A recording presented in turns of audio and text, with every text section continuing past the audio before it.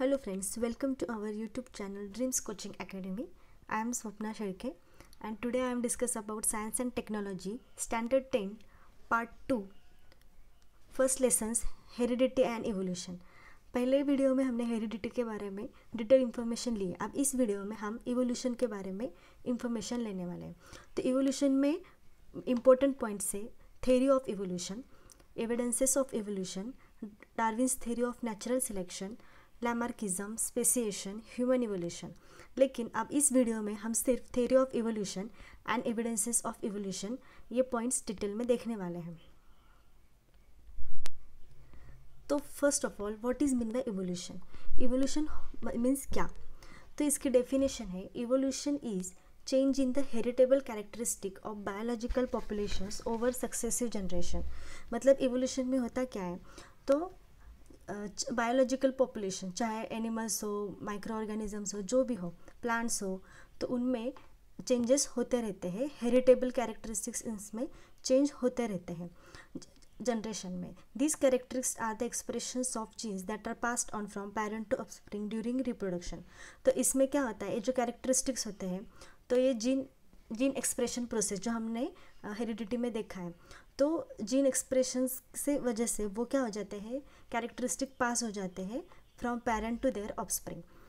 तो इवोल्यूशन ऐसी प्रोसेस है जो gradual change occurring in living organism over a long duration. मतलब इवोल्यूशन कोई ऐसी प्रोसेस नहीं कि वो जल्दी हो जाती है, ये धीरे धीरे चलने वाली प्रोसेस है, तो इसके लिए बहुत टाइम लगता है। All the stages in changes occurred in various components ranging from stars and planets. ये जो हम बोलते हैं कि अर्थ फॉर्मेशन कैसे हुआ, अर्थ पहले आग का गोला था, फिर वो चेंजेस हो गया, तो वो भी एक इवोल्यूशन प्रोसेस ही थी। Planets in space to the biosphere present on the earth should be included in the evolution. तो इवोल्यूशन किसी भी चीज़ का हो सकता है, चाहे वो स्टार्स प्लैनेट्स के बारे में हो या फिर अपने जो ह्यूमन बींग्स है उसका भी इवोल्यूशन होता रहा है। तो थ्योरी ऑफ इवोल्यूशन अब हम देखने वाले। तो according to this theory living material that is protoplasm has been form in ocean, unicellular organism was form.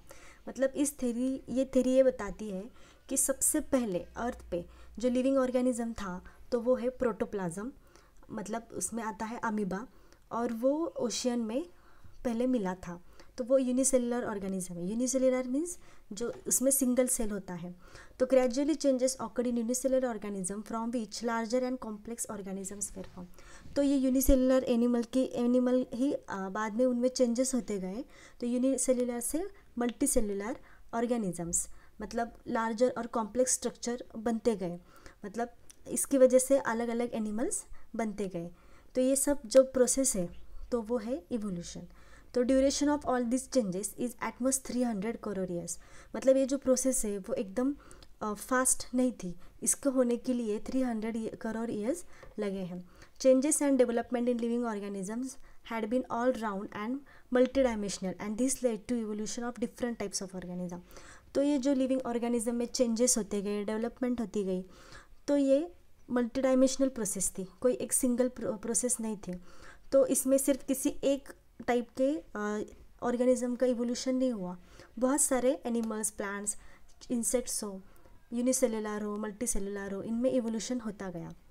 तो एक प्रोग्रेसिव डेवलपमेंट है प्लांट और एनिमल में, जो एंसेस्टर्स से उनका जो बॉडी स्ट्रक्चर है या फिर जो भी उनमें कैरेक्टरिस्टिक्स है वो उनके एंसेस्टर से अलग है, तो उसको बोलते हैं इवोल्यूशन।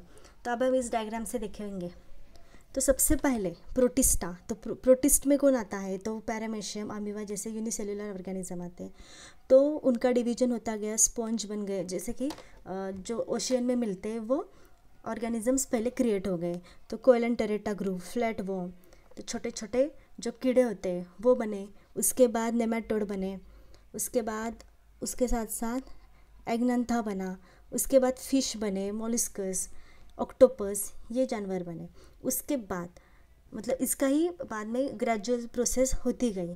तो आर्थ्रोपोड्स में सब इंसेक्ट्स आते हैं, यहाँ हम देख सकते हैं। एनालिडा, इस एनालिड ग्रुप में अर्थवर्म जैसे, इकोर्डम उसमें स्टारफिश जैसे एनिमल, एम्फीबियन तो पता है फ्रॉग है, इसके जैसे एनिमल्स बनते गए। तो बोनी फिशेस, फिश पहले था तो उसके बाद बोनी फिशेस बनने लगे, उसके बाद उनका ही ग्रेजुअल चेंजेस होते होते रेप्टाइल्स बन गए, उनके बाद बर्ड के बाद मैमल्स। तो अभी तो देख सकते हैं पिक्चर्स में सब मैमल्स, उसमें हम ह्यूमन बीइंग भी आते हैं। तो ऐसे प्रोटिस्टा से लेके मैमल्स तक जो प्रोसेस है वो इवोल्यूशन प्रोसेस है। ये प्रोसेस होने के लिए बहुत टाइम गया, इसलिए इवोल्यूशन एक ग्रेजुअल प्रोसेस है। तो अब हम देखेंगे इवोल्यूशन हुआ ये ठीक है, लेकिन कोई भी बात अगर प्रूव करनी है तो उसके प्रूफ चाहिए कि ये थ्योरी सही है या नहीं। तो इसके लिए अब हम उसके प्रूफ्स देखने वाले हैं। तो evolution is everlasting process of changes, मतलब इवोल्यूशन एक ऐसी प्रोसेस है जो कभी ख़त्म नहीं होने वाली। तो इसके लिए हमको प्रूफ चाहिए, तो हम अब प्रूव करने के लिए तो बहुत सारे प्रूफ्स अभी अवेलेबल है। उसमें से फर्स्ट है मॉर्फोलॉजिकल एविडेंसेस, एनाटॉमिकल एविडेंसेस, उसके बाद vestigial organs, palaeontological evidences, connective links और एम्ब्रियोलॉजिकल एविडेंसेस। अब हम डिटेल में इनका देखेंगे। तो first is morphological evidences. Morphology is a branch of biology that deals with the form and structure of animals and plants. मतलब मॉर्फोलॉजी बायोलॉजी की ऐसी ब्रांच है जो एनिमल और प्लांट के स्ट्रक्चर का डिटेल स्टडी करती है। हम ऐसे भी बोल सकते हैं मॉर्फोलॉजी के लिए कि एक्सटर्नल जो स्टडी होता है, मतलब बाहर के स्ट्रक्चर हो, ऑर्गन्स हो, उसका स्टडी करना मतलब मॉर्फोलॉजी। तो बहुत सारे एनिमल्स के माउथ में, नॉस्ट्रिल्स में ईयर पिना हो, पोजीशन ऑफ आइज़ हो, उनके थिकली डिस्ट्रीब्यूटेड हेयर्स हो बॉडी पे, ये बहुत सारी अभी इधर हम देख सकते हैं पिक्चर डायग्राम में। यहाँ पे डॉग है, तो इधर फॉक्स है। तो अभी ये तीनों जो एनिमल है तो इन पे इनका स्ट्रक्चर हमको अलग दिखेगा। हम इसको बोल सकते हैं कि अलग अलग एनिमल्स है, लेकिन इनकी जो आई पोजीशन है या फिर इनके ईयर पिने हैं या नॉस्ट्रिल्स है, तो ये सब क्या है, तो ये इनका एंसेस्टर सेम है, ये हमको दिखाता है। तो ये एविडेंसेस है मॉर्फोलॉजिकल। तो सिमिलरिटीज़ इन कैरेक्टर्स लाइक लीफ शेप। तो अभी ये हो गया एनिमल्स में। लीफ में भी हम, प्लांट में भी ये हमको इवोल्यूशन हुआ है। तो प्लांट का शेप देख सकते हैं, उसका वेनेशन कैसा है। अब इधर कुछ वेनेशन के टाइप है, pinnate venation, parallel venation, palmate venation. तो शेप्स भी अलग अलग है प्लांट्स में। लीनियर मतलब ऐसा, obovate, ovate, pinnately lobed, palmately, reniform, lanceolate, sagittate. तो ये अरेंजमेंट, अभी लीफ का कभी सिंपल लीफ तो हमने देखे, कुछ होते हैं पाल्मेटली कंपाउंड, कुछ पिनेटली कंपाउंड, तो बाइपिनेटली। तो मार्जिन्स भी है, एंटायर है, क्रिनेट है, डिनेट है, सेरेट है। तो अरेंजमेंट से भी उनको डिस्टिंग्विश किया जा सकता है, अल्टरनेट अरेंजमेंट है या अपोजिट है। तो इससे हमको पता चलता है कि हमको ऐसे दिखने में सब लीफ ही दिखेंगे, तो सिमिलरिटीज़ भी हैं और कुछ डिफरेंस, उनको हम डिफरेंशिएट भी कर सकते हैं। तो ये दिखाता है कि कुछ सिमिलरिटीज़ है कुछ ग्रुप्स में, तो इसका मतलब है कि इनका ओरिजिन तो सेम है और इनके एंसेस्टर्स भी कॉमन है, बस बाद में उनका वेरिएशंस हुए हैं इवोल्यूशन प्रोसेस में। सेकेंड है एनाटॉमिकल एविडेंसेस। तो anatomy is the branch of biology concern with the study of the structure of organism and there parts. तो एनाटॉमी में क्या होता है, तो बॉडी का जो स्ट्रक्चर है और उसके पार्ट्स का स्ट्रक्चर या ऑर्गन्स, इसका स्टडी होता है। हम इसको ऐसे भी बोल सकते हैं कि एनाटॉमी जो है वो इंटरनल बॉडी स्ट्रक्चर्स या बोन्स हो, इनके बारे में स्टडी करता है। तो ये डायग्राम है अभी इधर।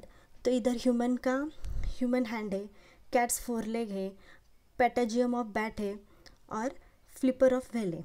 तो ये अलग अलग एनिमल्स के अलग अलग बॉडी पार्ट्स है और हम इंटरनल उनका स्ट्रक्चर, मतलब स्केलेटन का, उनके ऑर्गन का इंटरनल पार्ट देख रहे हैं। तो यूज़ ऑफ दो structure is different in respective animal. अभी ह्यूमन में हैंड का यूज़ है, तो कैट में कैट का 4 लेग का यूज़ अलग है, व्हेल में अलग है, बैट में भी अलग है। तो इनका यूज़ अलग अलग है, लेकिन उसमें हमको अभी कॉमन थिंग देखने हैं। तो similarity in structure of bones, joints, organs of each of those animals indicates that animals में हैव कॉमन एंसेस्टर।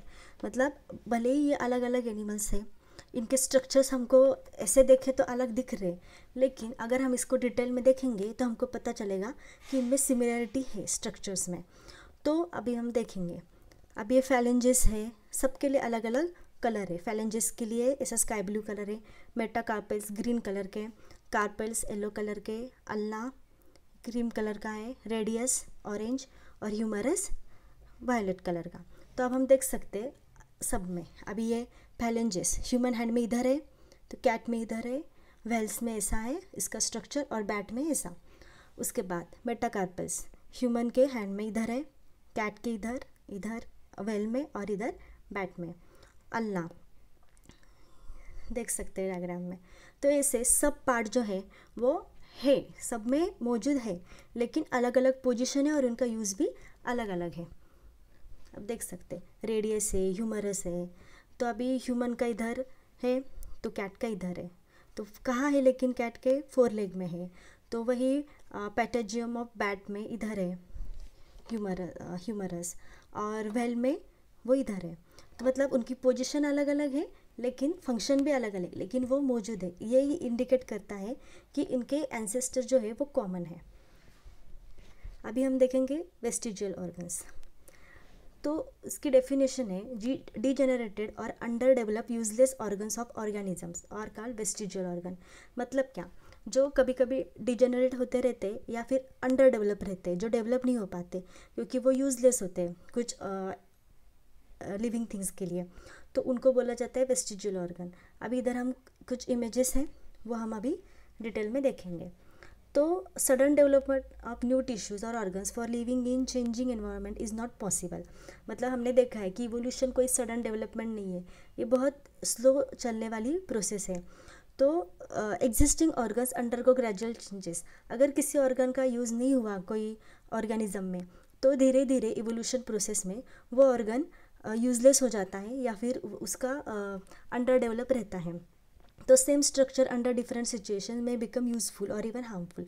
तो कभी कभी वो यूज़फुल भी रहते हैं वो ऑर्गन और कभी कभी हार्मफुल भी हो जाते हैं। तो अभी इधर हम देखेंगे ये जो अपेंडिक्स है ये ह्यूमन बॉडी में प्रेजेंट होता है, लेकिन इसका कोई यूज़ नहीं ह्यूमन के लिए, तो ये कभी कभी उसके लिए हार्मफुल हो जाते हैं।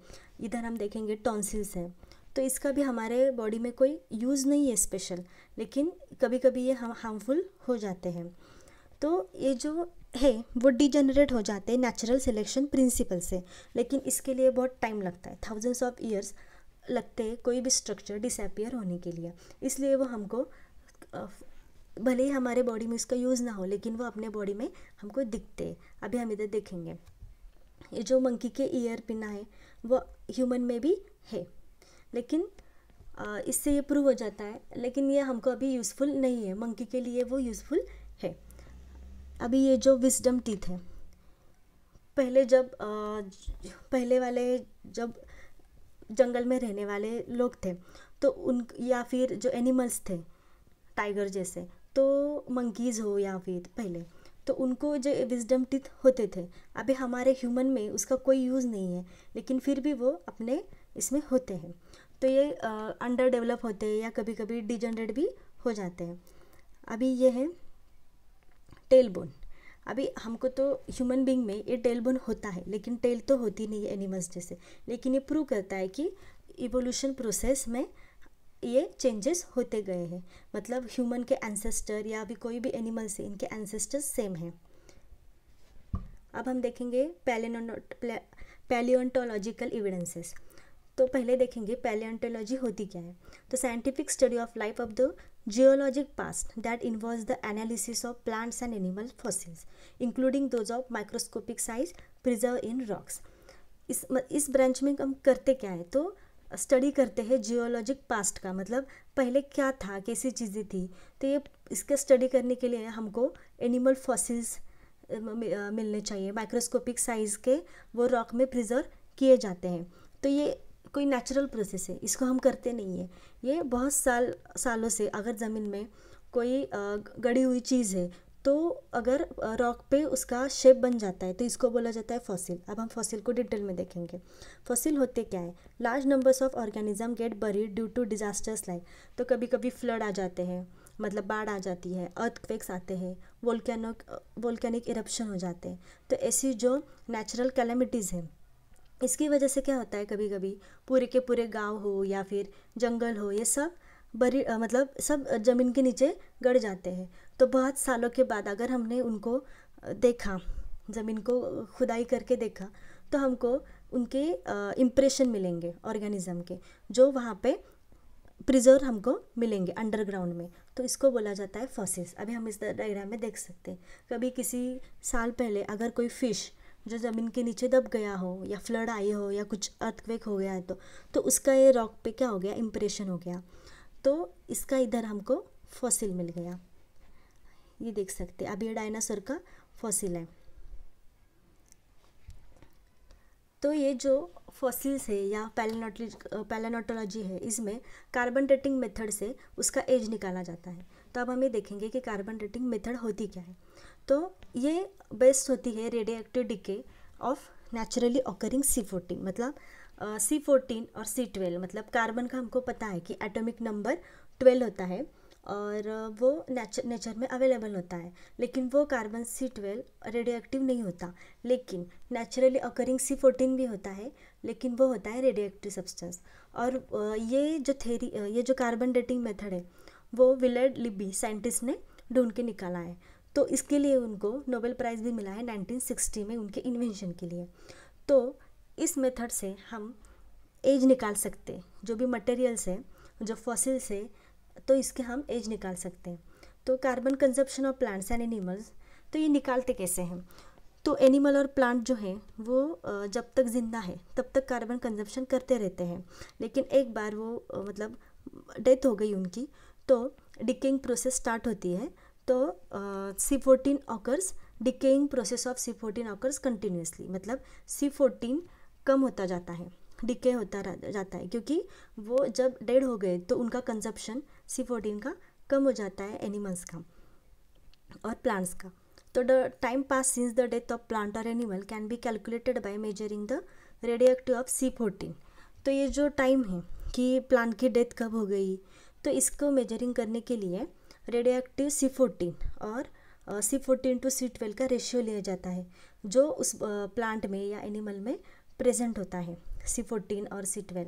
तो इसको बोला जाता है कार्बन डेटिंग मेथड। तो ये पैलेंटोलॉजी में बहुत इंपॉर्टेंट है, अर्थ्रोपोलॉजी के लिए भी इम्पॉर्टेंट है, जो ह्यूमन फॉसिल्स का भी एज निकाल सकते हैं। तो अब हम इधर देख सकते हैं कि C14 बनता कैसे है। हमको तो पता है कि नाइट्रोजन का एटॉमिक नंबर 7 है, तो उसमें एक न्यूट्रॉन ऐड हो जाता है, तब बन जाता है कार्बन 14। तो कार्बन 14 में क्या हो जाता है, इलेक्ट्रॉन्स 6 होते हैं और प्रोटॉन्स 8 हो जाते हैं। तो अभी हम इधर देखेंगे नेचर में कैसे काम करता है। जब सन से कॉस्मिक रेडिएशन निकलते हैं, उसमें न्यूट्रॉन का बम्बार्डमेंट होता है नाइट्रोजन 14 पे, तो न्यूट्रॉन कैप्चर कर लेता है कार्बन 14, तो उसके साथ एक प्रोटॉन भी मिल जाता है। तो प्लांट क्या करते हैं, कार्बन डाइऑक्साइड जब वो फोटोसिंथेसिस करते हैं तब वो कार्बन 14 लेते हैं फोटोसिंथेसिस प्रोसेस में। तो उसके बाद वो एनिमल और जो पीपल है वो प्लांट ईट करते हैं, खाते हैं, तो क्या हो जाता है, उनके भी शरीर में कार्बन 14 चला जाता है। तो बीटा डिके अगर करेंगे तो फिर से हमको नाइट्रोजन 14 मिलेगा। तो ये प्रोसेस है जिसमें नेचुरल प्रोसेस है, कार्बन 14 प्लांट और एनिमल कंजप्शन होता रहता है। नेक्स्ट प्रूफ है कनेक्टिंग लिंक्स। तो connecting link is an organism having characteristic of 2 different group of organism, मतलब 2 ऑर्गेनिज्म या 2 ग्रुप है ऑर्गेनिजम्स के, तो वो 2 ग्रुप्स के कैरेक्टरिस्टिक किसी अलग अलग कैरेक्टरिस्टिक किसी एक एनिमल्स में मौजूद होते हैं, तो उनको बोला जाता है उन दोनों ग्रुप्स का वो कनेक्टिंग लिंक है। तो अभी इधर हम एग्जाम्पल देखेंगे। ये डकबिल है, डकबिल प्लैटिपस, तो इसका साइंटिफिक नेम है ऑर्निथोरिंचस एनाटिनस। तो ये इस कनेक्टिंग लिंक के बीच है, तो रेप्टाइल्स और मैमल्स के बीच में एक कनेक्टिंग लिंक है। ऐसा क्यों है, तो ये जो है डकबिल प्लैटिपस, ये क्या करता है, रेप्टाइल्स जैसे एग ले करता है, मतलब एग देता है, लेकिन वो क्या करता है, उसमें मेमोरी ग्लैंड्स भी प्रोड्यूस होती है जो उनके यंग वंस को फीड करते हैं। तो जैसे कि मैमल्स कौन कौन हैं, तो ह्यूमन बीइंग, काऊ, बफेलो, तो लेकिन वो एग्स भी देते हैं। तो मैमल्स जो होते हैं उनमें मेमोरी ग्लैंड्स होती है, लेकिन वो एग्स ले नहीं करते, अंडे नहीं देते, लेकिन रेप्टाइल्स जो है वो उनमें मैमरी ग्लैंड्स नहीं होती, वो एग्स ले करते। तो ये जो है डकबिल प्लेटिपस, ये क्या है, मैमल्स और रेप्टाइल्स का कनेक्टिंग लिंक है। अब हम देखेंगे दूसरा एग्जाम्पल, पेरिपैटस। ये भी एनेलिडा और अर्थोपोडा, ये दो ग्रुप्स है, उनकी कनेक्टिंग लिंक्स है। क्यों ऐसा है, तो ये जो एनिमल है उसके ट्रकियल रिस्पायरेशन भी होता है और ओपन सर्कुलेटरी सिस्टम भी अर्थोपोड जैसे इसमें होती है। मतलब रिस्पायरेशन वो दोनों तरफ से कर सकते हैं। मतलब उनमें अर्थोपोड्स जैसे ओपन सिस्टम भी होती है और एनेलिडा जैसे ट्रकियल रिस्पायरेशन वो भी कर सकता है। तो अभी हमने ये दो एग्जांपल देखे जो है कनेक्टिंग लिंक्स। तो ये एग्जांपल क्या इंडिकेट करते हैं, तो मैमल्स जो है वो रेप्टाइल और एम्फीबियंस से एम्फीबियंस जो मैमल्स जो है वो रेप्टाइल से इवॉल्व हो गए हैं और एम्फीबियन है वो फिशेस से इवॉल्व हो गए हैं। मतलब उनका मैमल का एंसेस्टर है रेप्टाइल्स और एम्फीबियन का एंसेस्टर है फिशेस। अब हम देखेंगे एम्ब्रियोलॉजिकल एविडेंसेस। तो एम्ब्रियोलॉजी होती क्या है, तो comparative study of embryonic development stages of various vertebrates. पहले तो देखो वर्टिब्रेट मतलब क्या, जिनको बैकबोन होता है उनको बोला जाता है वर्टिब्रेट, और जिन ऑर्गेनिज्म में बैकबोन नहीं होता उनको बोला जाता है नॉन वर्टिब्रेट। अगर वर्टिब्रेट के एग्जांपल देखने हैं तो कोई भी 4 लेग्स जो एनिमल्स है या ह्यूमन बींग है उनको बैकबोन होता है, उनको बोला जाएगा वर्टिब्रल कॉलम बोलेंगे। तो वर्टिब्रल कॉलम जिनमें प्रेजेंट है उनको बोलते हैं वर्टिब्रेट्स। तो इनवर्टिब्रेट्स मतलब क्या, जैसे कि ऑक्टोपस है, यूनिसेल्युलर ऑर्गेनिज्म है, वो इनवर्टिब्रेट्स है। तो अभी हम इधर देखेंगे कि vertebrates given in the picture shows that all embryos shows extreme similarities during initial stages। मतलब अभी हम जो vertebrates देखेंगे उनमें बहुत एक्सट्रीम सिमिलैरिटीज़ है, लेकिन कब, एम्ब्रियोनिक कंडीशन में। लेकिन बाद में उनका जो स्ट्रक्चर है वो चेंज होता रहता है। तो इनिशियल स्टेजेस में उनमें सिमिलैरिटीज़ बहुत होती है और वो सिमिलैरिटीज़ बाद में धीरे धीरे कम होती जाती है। तो इनिशियल स्टेज जो सिमिलैरिटी है वो इंडिकेट करती है कि इन सब का जो ओरिजिन है इन एनिमल्स का वो एक ही है, तो इनके एंसेस्टर एक ही है। अभी इधर देखेंगे फिश की एम्ब्रियोनिक कंडीशंस है, इधर सैलामेंडर की है, इधर टॉर्टोइज की है, इधर चिक्स की है, इधर डॉग की है, इधर कैट की है, इधर रैबिट की और इधर ह्यूमन की है। तो अभी इधर देखेंगे हम सबका एम्ब्रियोनिक कंडीशन सेम है, स्ट्रक्चर सेम है। अभी इधर थोड़ा बॉडी चेंज हो गया, टॉर्टोइज में भी थोड़ा चेंज हो गया, चिक्स में, अभी इधर भी उनमें सबका स्ट्रक्चर। अभी इधर जो फिश है उसके टेल नहीं होती, लेकिन अभी इसका जो बॉडी है इलोंगेटेड हो गया है, इसका भी वैसा ही हो गया है। लेकिन टॉर्टोइज में थोड़ा टेल लाइक स्ट्रक्चर है, चिक्स में भी है, इसमें पिग में भी है, कैट में भी है, रैबिट में भी और ह्यूमन में भी है। मतलब इधर बस 3 ये जो है इनका थोड़ा स्ट्रक्चर चेंज हो गया, लेकिन बाकी सब में थोड़ी भी अभी सिमिलैरिटीज़ है सेकंड स्टेज में। लेकिन थर्ड स्टेज में सबका स्ट्रक्चर चेंज हो गया। तो इसमें अभी फिन्स आ गए, गिल्स आ गए, इसमें भी आ गए, लेकिन टॉर्टोइज में वैसा नहीं। टॉर्टोइज में इधर उसका बैक सेक्शन अलग है, चिक्स में भी उसके जो लेग्स है वो अलग है, इधर भी ये जो पिग है उसको भी टेल है, उसके भी 4 लिम, हिंड लिम है।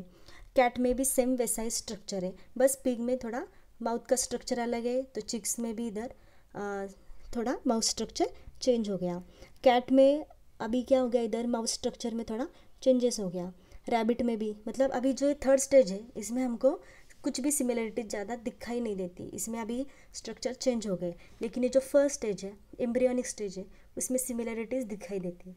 तो इससे समझ में आता है कि ये जब इवोल्यूशन हो गया तो इनके बॉडी में